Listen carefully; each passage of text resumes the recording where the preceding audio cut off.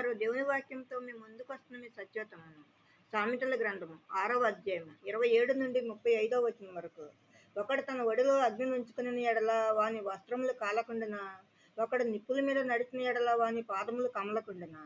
తన పొరుగువాని భార్యను కూడువాడు ఆ ప్రకారమే నాశనమగును. ఆమెను ముట్టువాడు శిక్ష తప్పించుకొనడు.